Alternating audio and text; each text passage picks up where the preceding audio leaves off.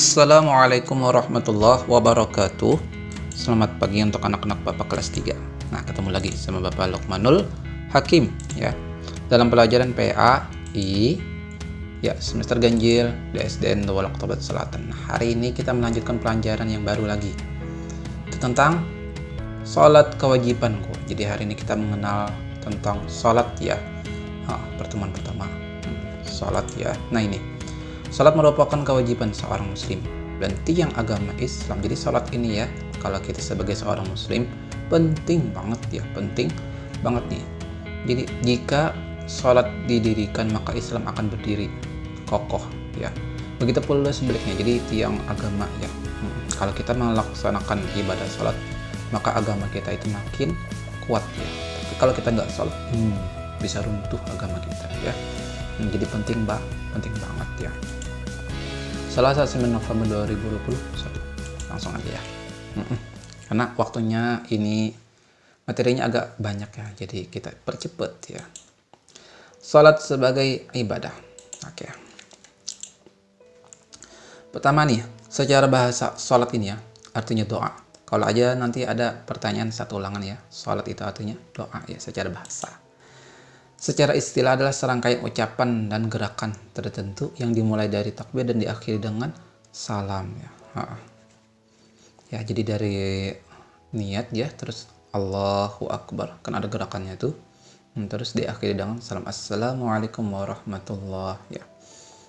Nanti kita bahas itu saat belajar praktek sholat ya. Ini secara istilah aja dulu. Terus lagi, sholat merupakan rukun Islam yang kedua. Nah, jadi setelah syahadat itu sholat. Rukun Islam ada berapa? Ayo. Rukun Islam ada 5 jumlahnya. Nah, yang kedua adalah sholat. Jadi bukti kita betul-betul syahadat kepada Allah, kepada Rasulullah adalah melaksanakan sholat ya. Melaksanakan sholat fardu merupakan ibadah. Bapak nanya berapa kali kita dalam sehari semalam wajib sholat? 5 waktu ya, subuh, zuhur, asar, maghrib, isya. Jadi ini melaksanakan salat fardu merupakan ibadah dan ketaatan kepada Allah ya. Jadi bukti kita menyembah Allah itu ya.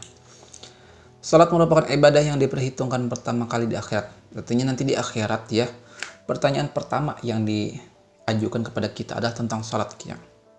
Salatnya full enggak? Atau ada yang kurang? Nah, itu pertanyaan pertama.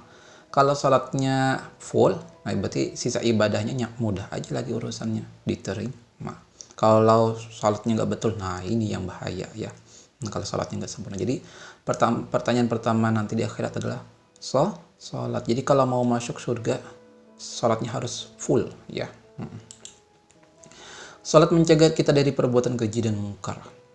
Kenapa? Karena saat orang salat dia betul-betul beribadah kepada Allah.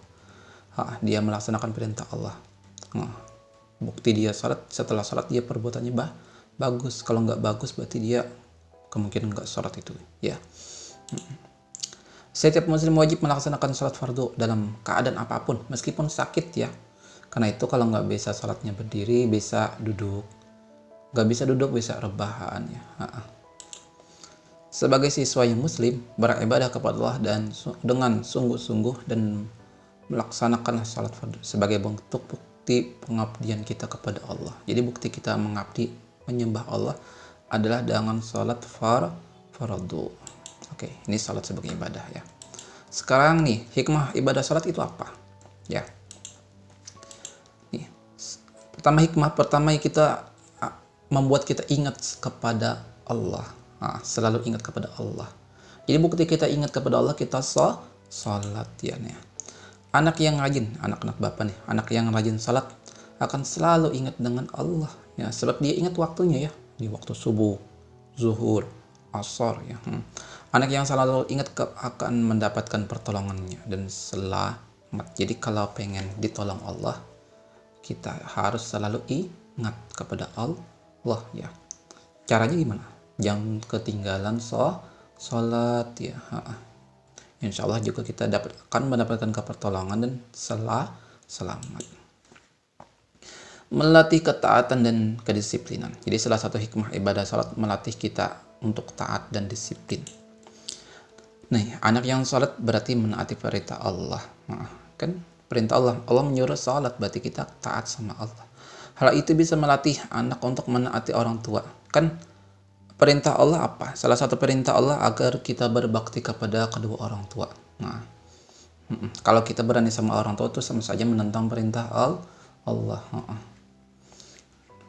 Terus juga dan guru, hormat kepada guru. Dan disiplin di rumah dan sekolah. Sebab kan salat-salat itu ada waktunya. Ada waktu pagi, zuhur, asar. Kalau kita melaksanakan salat tepat waktu itu melatih kita untuk disiplin. Nah, begitu pula nanti akan terbawa di luar ibadah salat. Seperti disiplin di rumah, disiplin di sekolah, disiplin mengerjakan tugas dan sebagainya. Nah, anak-anak bapak yang salat juga nih hatinya akan bersih. Rendah hati juga, nggak suka berburuk sangka kepada orang dan menyebarkan keselamatan. Ya, jadi anak yang rajin salat akan terjaga dari memperbuat hal-hal negatif, nggak suka berbohong, sebab hatinya bersih, menyebarkan keselamatan, nggak suka sombong, ya karena dia rendah hati, nggak suka mengunjing orang, ya nggak suka menghina orang, sehingga perbuatannya yang baik-baik itu membuat orang cinta kepada dirinya, ya. Jadi membuat dia dicinta oleh orang sekitar karena hatinya bersih, ya rendah hati dan menyebarkan keselamatan, ya. Sebab perbuatannya terhindar dari perbuatan yang keji tadi. Orang yang salat perbuatannya akan terhindar dari perbuatan keji dan mungkar. Artinya perbuatannya baik. Ini lanjutan hikmah salat yang tadi. Apalagi hikmahnya? Nih, melatih kepercayaan diri dan kejujuran. Nah, kepercayaan diri. Orang yang salat itu kan kita tidak meragu melafalkan bacaannya. Karena yakin benar. Ya kita pede kan saat baca surah Fatihah misalnya.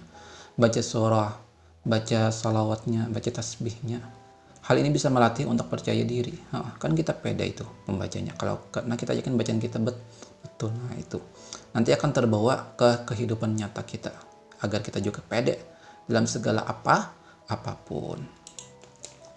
Yang kedua nih, melatih kejujuran. Salat itu melatih kejujuran. Kan salat-salat itu nggak ada satu orang pun yang tahu dengan kondisi kita. Apakah salat kita itu berwudu atau enggak? Main-main atau enggak? Hanya diri kita dan Allah yang mengetahui. Nah, ini dapat melatih kejujuran ya. Jadi hanya kita dan Allah yang tahu. Kan yang tahu enggak itu cuma Allah. Jadi kalau kita melaksanakan itu sesuai perintah Allah, berwudu, serius, nggak main-main, berarti itu sama saja kita sudah melatih kejujuran kita. Ya. Menghindarkan diri dari perbuatan maksiat. Nah, salat ini kan tadi melatih kita agar tidak melakukan perbuatan keji dan mungkar. Orang yang salat tanda dia ingat sama Allah. Tentunya orang yang ingat sama Allah akan berbuat baik dan nggak bakal berani maksiat. Sebab kan nanti di akhirat akan Allah balas. Kalau orang baik dikasih surga, kalau orang jahat akan dimasukkan ke dalam neraka. Jadi nggak bakal berani maksiat ya. Karena orang yang salat itu terhindar dari perbuatan maksiat. Sebab dia ingat sama Allah. Allah pasti membalas perbuatannya. Jadi jangan sampai ketinggalan salat ya. Untuk anak-anak bapak ini ya. Lanjutan lagi. Hikmah salat yang lain apa? Melatih diri untuk menjaga kebersihan dan kesucian. Nah, orang yang menjaga kebersihan dan kesucian bakal terhindar daripada penyakit. Termasuk nih saat ini kan corona nih. Ini bisa dilatih untuk melalui berwudu setiap mau melaksanakan salat. Kan wudu itu komplit ya. Bukan hanya sekedar tangan yang dibasuh, bahkan sampai ke kaki. Ya, jadi komplit banget. Oleh karenanya, yang salat dapat menjaga kita ya daripada penyakit dan sebagainya. Jadi salat melatih diri untuk menjaga kebersihan dan kesucian. Salah satunya tadi dengan cara berwudu sebelum sholat ya. Menjaga kebersamaan. Nah ini untuk anak-anak bapak yang suka sholat di masjid nih. Nabi Muhammad menyuruh untuk sholat berjamaah. Ini dapat melatih kebersamaan dan menjaga persaudaraan umat Islam. Tapi sehingga terciptalah hidup dan rukun damai. Tapi saat kalian sholat di masjid atau di musholla berjamaah, jangan bercanda, jangan main-main, dan jangan ribut ya. Sebab Nabi menyuruh kita untuk salat berjamaah, bukan menyuruh untuk main di masjid. Ingat ya. Sebab Bapak sering loh lihat ada yang ribut di masjid, ya main-main. Ya, jangan ya. Kalau kita betul-betul salatnya berjamaah, insya Allah akan terlatih kebersamaan kita dan menjaga persaudaraan kita antar umat Islam, sehingga terciptalah hidup rukun dan damai. Kan salatnya misalnya bareng-bareng ke masjid ya. Ya, jadi jangan ribut ya, oke. Nah, mungkin sampai di sini dulu pelajaran kita hari ini. Dari Bapak silahkan maaf. Sampai ketemu di pertemuan selanjutnya ya, tentang salat juga ya. Wallahu muwaffiq ila aqwamit thoriq. Assalamualaikum warahmatullahi wabarakatuh.